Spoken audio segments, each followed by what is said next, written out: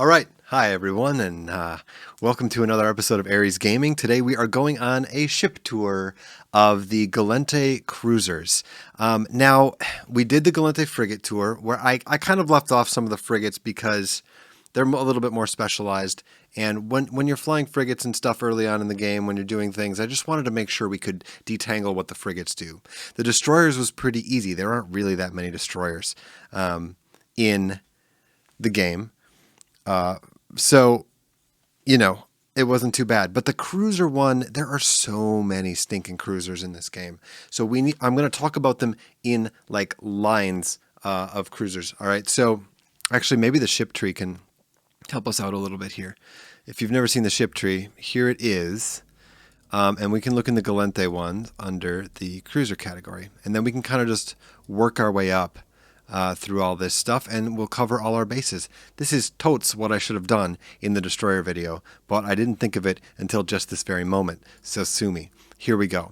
We're going to start off with the Vexer. Now, the Vexer is a very, very good, solid drone boat. It's got bonus to drone hit points, damage, and mining yield, which don't let it fool you. That's a trap. Just mine and adventure like everyone else. All right, and then it's got bonus to medium hybrid turret damage. Now, the Vexer is a very, very flexible boat, and I talk about it in my Vexer video. It's very flexible because it has changeable damage types with the drones, and you can tank it with shield, you can tank it with armor. It's just like whatever you kind of want to do with the Vexer. It's very flexible, very flexible ship. Really nice, good price point. Highly recommend for missions. The Thorax is not as good of a drone boat, but a very good blaster or rail ship. Since I mostly run missions in Vexers, I mostly PvP in Thoraxes, although I'll take out a Vexer if I have to. No big deal, right? Like, you can do kind of whatever you want. The Thorax is a good ship if you like guns, then the Thorax is for you. The Celestis is the EWAR Galente EWAR ship. It's bonus for remote sensor dampeners, and damps are honestly, I think, some of my favorite EWAR, which stands for electronic warfare if you're unfamiliar, in the game. They are able to, so it's the big brother of, or big sister, whatever, of the, not this guy, where does this picture happen? The Maulus. All right, so I've seen one Maulus shut down like entire, like Macarial's, like super expensive battleships are shut down very easily by sensor damps, especially if they're snipey. They want to be able to target long, and you say, no, you target short now. And so these are very, very, very effective EWAR ships. Sensor damps take targeting range down a ton when you use them on enemy ships. So that's that one. The Executor is the Logi Cruiser of the Galente. It's got remote armor repair bonuses and drone transfer amounts. So the drones, I think with the bonus, turn out to be like an extra remote armor repair. Like, it's pretty good, right? I give it a perfect 5 out of 7. And it's a nice little ship. So we have drone boat, gunboat, EWAR shenanigans, and the Logi Cruiser. So let's talk about the Navy cruisers, all right? So what we got to realize is this is the Executor. The Executor Navy issue seems like this might be like an upgrade to the logistics ship. By the way, why does logistics mean healing? That's not what logistics means. Anyway, Executor Navy issue is a gunship, all right? These things they're a little bit weird. They have bonuses to just medium hybrid turret shenanigans. So they actually do, a bit more damage than the Thorax because their bonuses are just better. Rate of fire and damage. So this is like a 50% damage increase essentially. And the Thorax is only giving you a 25 because the tracking speed's just there for, I don't know, tracking things, I guess. So this is the ENI. So all Navy issue stuff is not what you think it is. Sometimes you got to double check what it's bonus for because if you try to just slap a bunch of remote armor repairs on one of these, you're going to be surprised that it's awful. Next comes my favorite ship in the game. I think it's my favorite ship in the game, Vexer Navy issue. Again, huge bonuses to drones, and it's got this bonus to armor repair amount, which is so slick and very hard to ignore. So the problem with VNIs, the only problem is that I don't know how I feel about them in fleets, because a lot of times in a fleet, you've got, logistics ships following you around. And so the bonus to armor repair, a lot of time in that situation, you don't fit an armor repairer. So this bonus is entirely wasted sometimes in fleets, which makes me feel bad, but it's still a very good ship. I have a video on PvE Vexer Navy issue, which you can rat in null with like super fast, and it's only, 100 mil. So if you get it blown up or whatever, like, just get another one. It's not. It's very nimble. It's easy to collect the loot from the stuff. Whatever. Watch that video. This is a good video. It's in there somewhere. So this has 10% bonus to medium hybrid turret damage and tracking speed. 50% damage to medium hybrid turrets and 50% to drone damage. This thing is a damage wad with good repair. Damage wad. Yeah, we'll see. See what happens with damage wad. So I'm going to go a little bit out of order here just for clarification's sake. This Vexer becomes the Vexer Navy issue in its upgrade, and this becomes the Mighty Ishtar, which has been messed with a lot over the years because AFK farming is a thing and people need to knock it off. But the Ishtar is like the maximum drone boat that you can, the maximum drone cruiser that you can have. And it's a heavy assault cruiser, which means it can fit an assault damage control.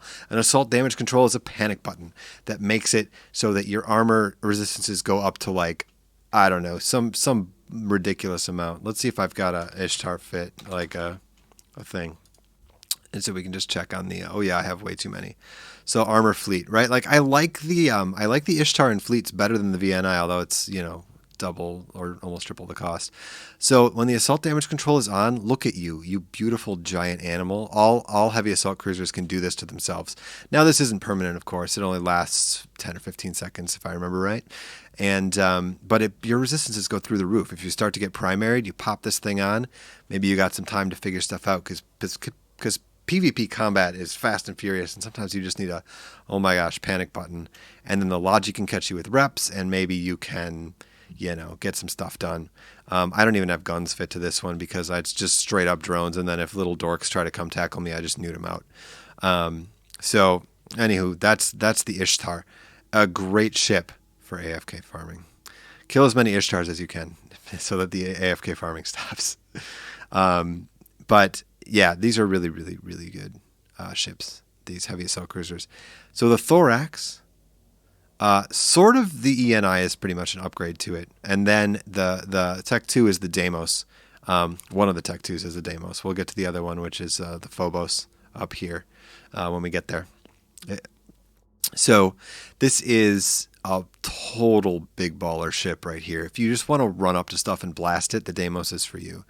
Right, so it's got hybrid turret fall off and damage, and hybrid turret damage and armor repair amount. So again, like, I don't know how I feel about this in large fleets because you're wasting an entire bonus, but hey, whatever.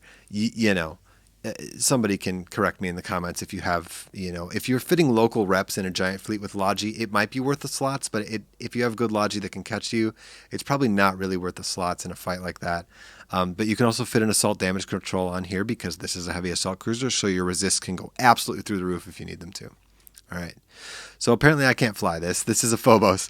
It's a heavy interdiction cruiser. And what this does is it fits a warp disruption field generator. So kind of a weird thing, but it's like a mobile bubble that's centered on the Phobos itself. And so this ship is a mighty, mighty terror for like a lot of low sec shenanigans because it's the closest thing you're going to get to an actual bubble down there. So that's the Phobos. Lots of damage again. Blasters probably a good idea. Here is the Tech 2 Logi Cruiser, the upgrade to the Executor, and this thing is just so beefy and so good at what it does.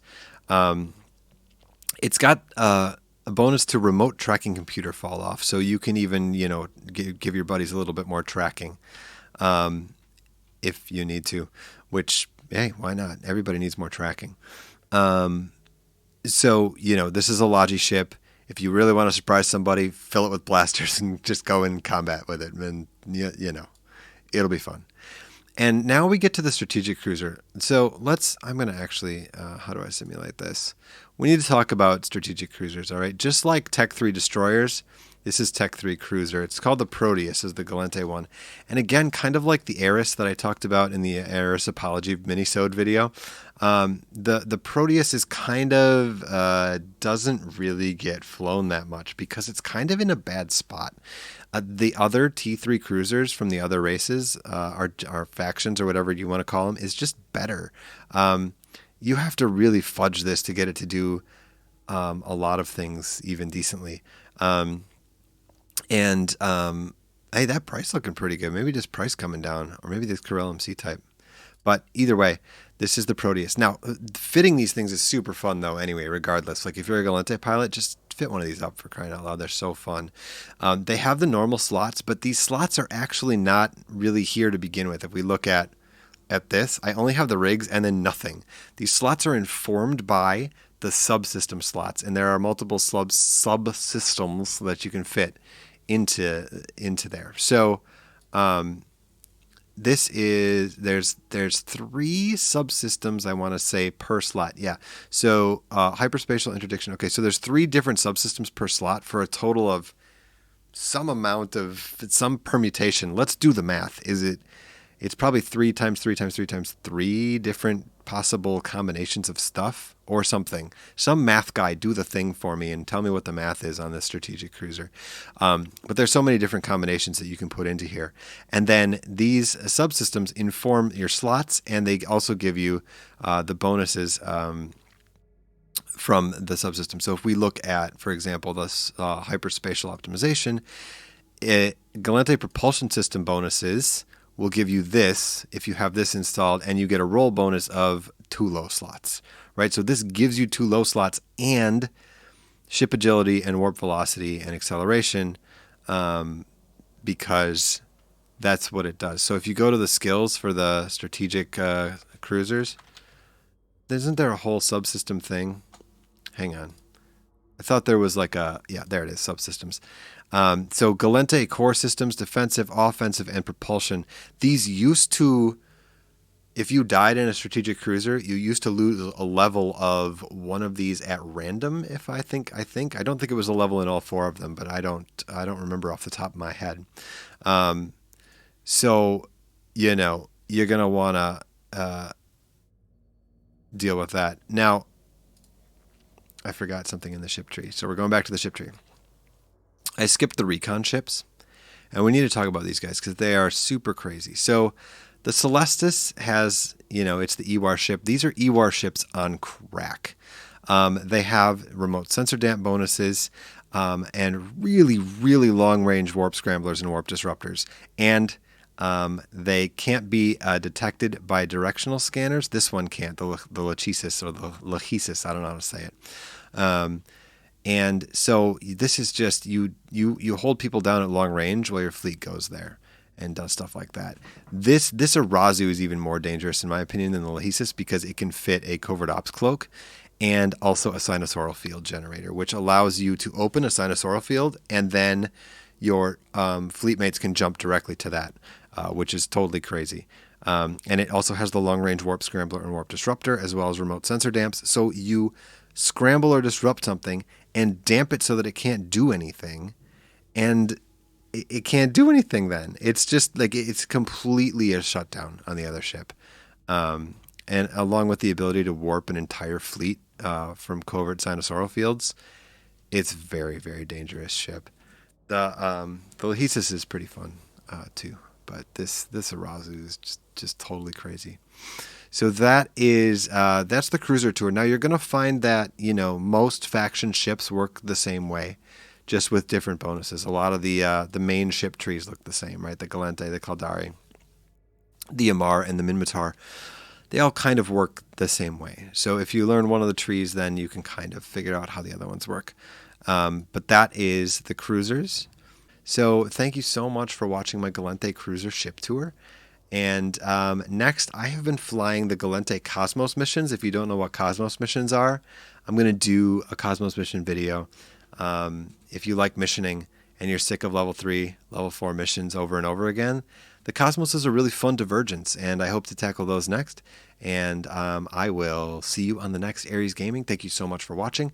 Make sure you like and or subscribe if you want to like and or subscribe this video. And I will see you next time. Bye.